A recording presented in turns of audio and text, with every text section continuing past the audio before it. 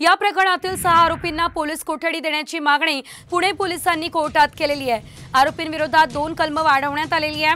विशाल अग्रवाल यांनी घरातील सीसीटीव्ही सोबत छेडछाड केलेली आहे, त्याचा तपास करायचा आहे आणि त्यामुळे आरोपींच्या 7 दिवसांची पोलीस कोठडी देण्याची मागणी कोर्टाकडे करण्यात आलेली आहे। आरोपी विशाल अग्रवाल यांच्या पोलीस कोठडीची गरज नाही, त्यांना पोलीस कोठडीमध्ये ठेवण्यासारखी कलम नाही असा युक्तिवाद आरोपीच्या वकिलांनी केलाय। दरम्यान दोन्ही बाजूंचा युक्तिवाद संपलेला आहे। कोर्टात नेमकं काय झालंय आपण ग्राफिक्सच्या माध्यमातून बघूयात। विशाल अग्रवाल विरोधात 2 कलम वाढवण्यात आलेली आहे। चालक आणि आरोपींचा समोरासमोर तपास करायचा आहे।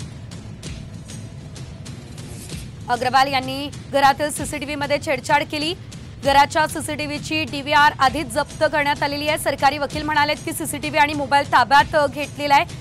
बिल भरण्यासाठी 47,000 कुठून आले यासाठी कोठडीची गरज नाही। अग्रवालसह इतर आरोपींविरोधात 2 कलम वाढवली आहे। सीसीटीव्हीची फॉरेन्सिक टेस्ट करायची असेल तर कोठडीची गरज नाही। चालक आणि आरोपीचा समोरासमोर तपास करायचा आहे। पीडित मुलांच्या मित्रांची चौकशी करायची असेल तर पालकांचा काय संबंध असं आरोपीचे वकील म्हणाले। 7 दिवसांची पोलीस कोठडी द्या असं सरकारी वकिलांचं म्हणणं आहे।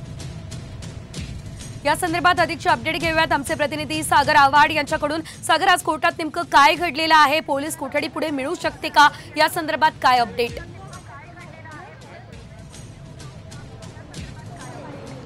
नक्की पुणे पोलिसांनी ज्या टर्म्स अँड कंडिशन आहेत त्या कोर्टासमोर मांडलेल्या होत्या। अजून तपास करायचा आहे। अग्रवाल याने सीसीटीव्हीमध्ये काही छेडछाड केलेली आहे का, त्याचबरोबर ही छेडछाड केली असेल तर ज्या पद्धतीने अग्रवाल यांना कोण कोण भेटला आहे, असे विविध प्रश्न जे आहेत ते कोर्टासमोर वकिलांनी सादर केले। त्यावरती आता निर्णय येणं बाकी आहे। सरकारी वकील असेल त्याचबरोबर आरोपीचे वकील असतील यांनी बाजू मांडली। 3 जे कलम आहे 201 आणि 420 हे कलम या ठिकाणी लागू होणार नाही आहेत, कारण की पुरावा नष्ट कुठलाही अग्रवाल यांनी केलेला नाही आहे। त्यामुळे आता युक्तिवाद होतोय।